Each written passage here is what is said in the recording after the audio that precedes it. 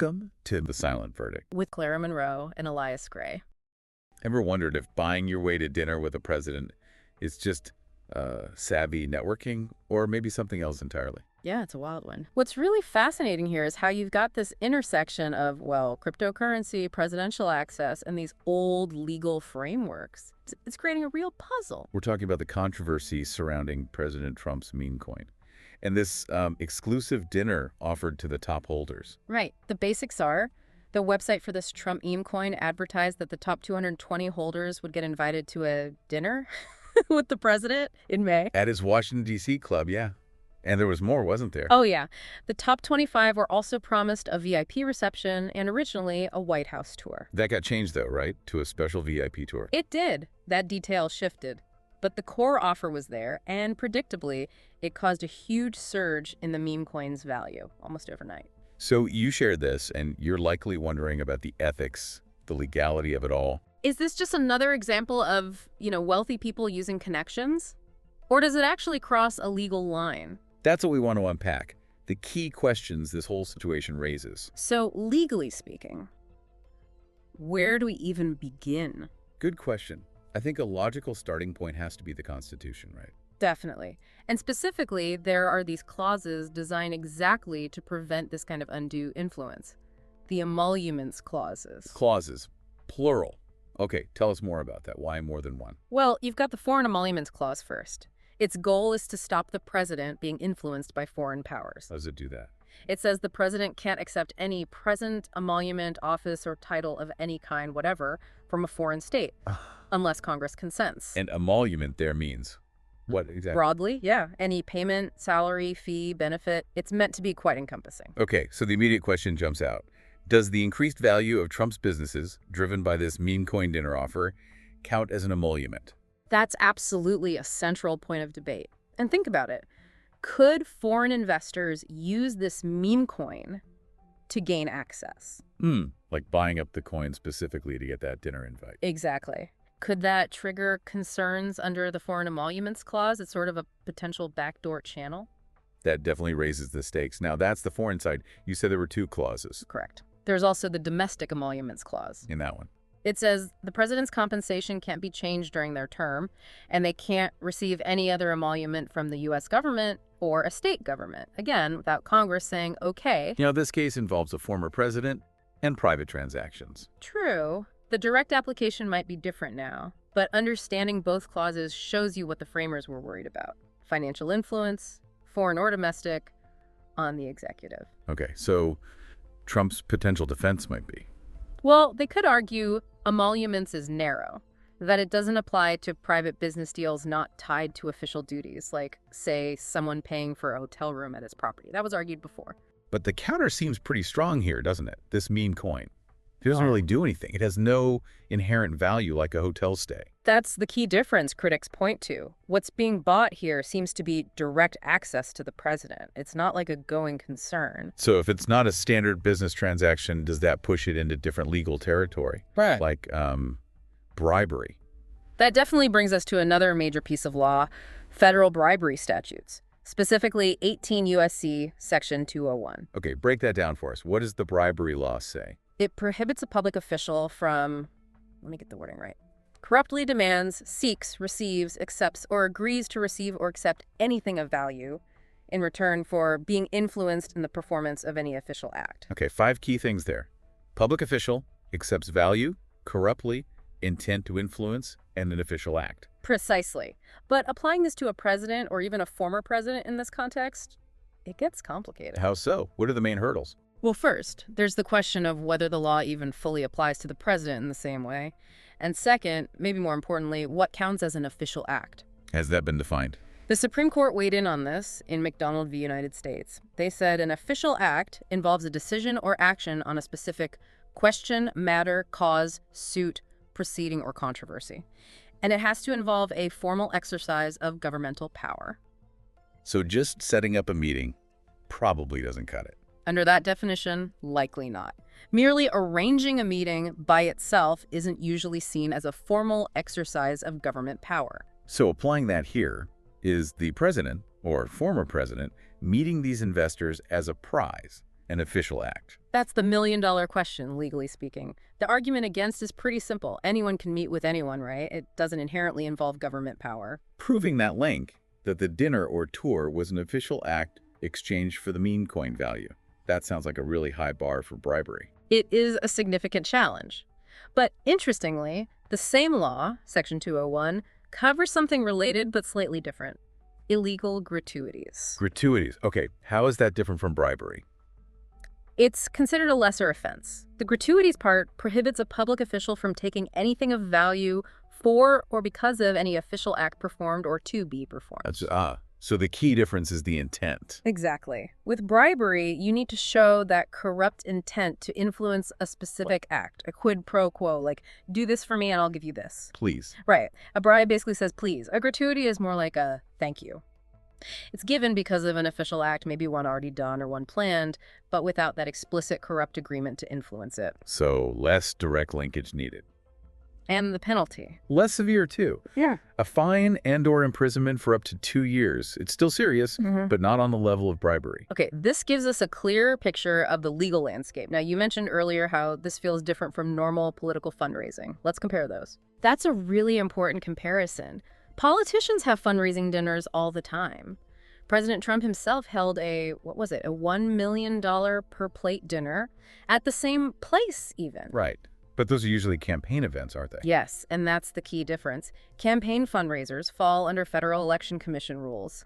FEC oversight, disclosure requirements, contribution limits, that sort of thing. But this meme coin dinner, they're saying it's not political. Explicitly so. The website has disclaimers saying, neither the Trump memes nor the services are political, nothing to do with any political campaign, and that Trump is just appearing as a guest. Why do that? Well, the likely reason is precisely to avoid FEC scrutiny, to keep it outside campaign finance law. Hang on. By trying to dodge those rules, could they be walking right into the bribery or gratuity issues we just talked about? That's the potential irony, isn't it? Trying to avoid one set of legal problems might create exposure under another. It's a bit of a tightrope walk. And then there's another massive layer: presidential immunity. Yes, the recent Supreme Court ruling. How does that play into this whole thing? Well, the Trump v. United States decision grants former presidents presumptive immunity, but only for official acts taken while they were president. Okay. So how does that apply here? This is happening after his presidency? It creates a potential. Well, Yeah. Some call it a criminal whipsaw. Remember, bribery requires an official act. If attending this dinner is somehow deemed an official act related to his time in office, immunity might block prosecution. But if it's not an official act, Then the bribery statute itself might not apply because there's no official act involved. It's a tricky legal knot. so if criminal charges face these hurdles, immunity, the definition of official acts, what other accountability mechanisms exist? Impeachment comes to mind, though obviously not for a former president in the same way. Right. The Constitution does list bribery as grounds for impeachment in Article 2, Section 4. Some argue that means impeachment is the intended remedy for this kind of presidential misconduct, maybe even the only one. Violating the emoluments clauses could also be grounds, right? Historically, yes, that's been considered an impeachable offense. But let's be realistic. Given the current political control in Congress, Impeachment seems very unlikely. politically, yes. Which might be why we're seeing some talk about legislation instead. You mean Representative Liccardo's meme act? What's the idea behind that? The Meme Act aims to specifically prohibit certain officials, president, VP included, from issuing or endorsing digital assets like this meme coin. How would that get around the immunity issue? The bill tries to define these kinds of transactions as being outside the scope of official duties. So immunity wouldn't apply because the act itself would be legally defined as non-official and prohibited. Clever, but likely to pass. Probably a long shot right now. It's maybe more of a placeholder, a symbolic gesture showing legislative concern. Okay, one last legal angle before we move on. What about the people buying the meme coin?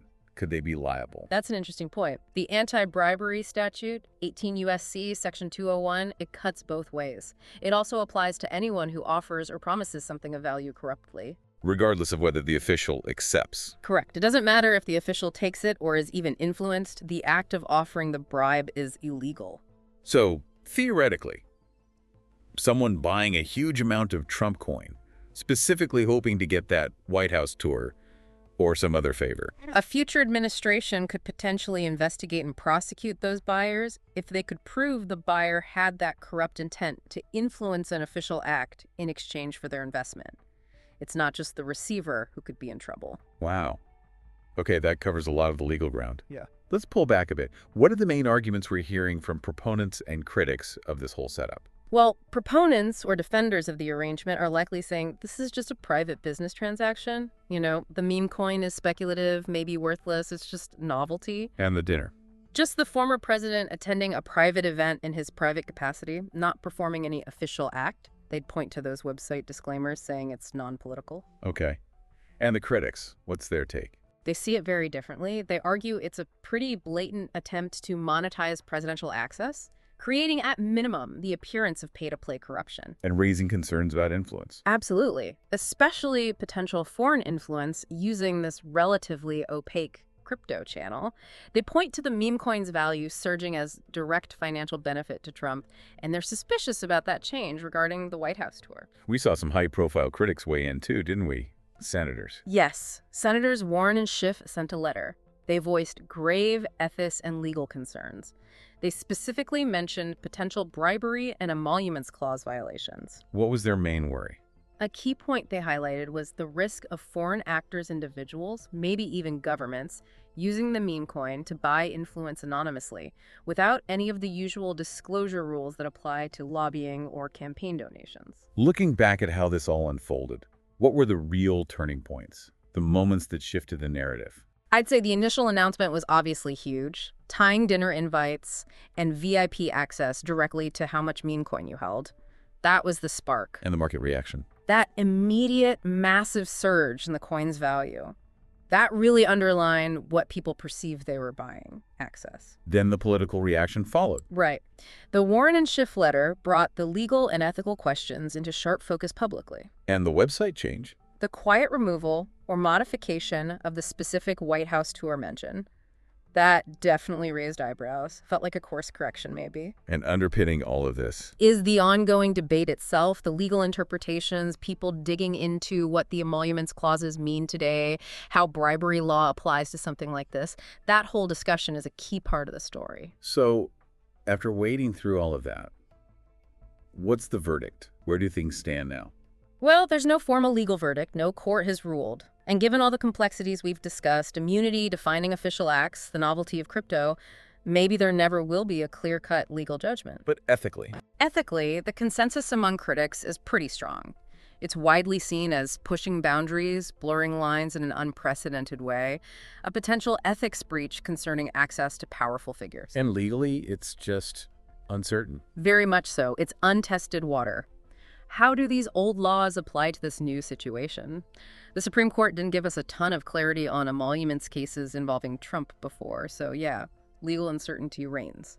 So, for everyone listening, trying to make sense of this, what's the main thing to take away? The key message from this whole meme coin dinner saga? I think the core takeaway is how starkly this highlights the blurry lines between private business, political influence, and public office, especially after someone holds that office. It forces us to ask questions. Definitely. It forces a re-examination of what constitutes acceptable access to power, and it raises serious questions about financial incentives, especially weird speculative ones like meme coins, potentially swaying actions or creating perceived influence around presidents or ex-presidents. Even if those actions aren't easily labeled official. Exactly. The speculative nature of the asset being used as the ticket just adds another really complex layer to it all. So is this the future of political access?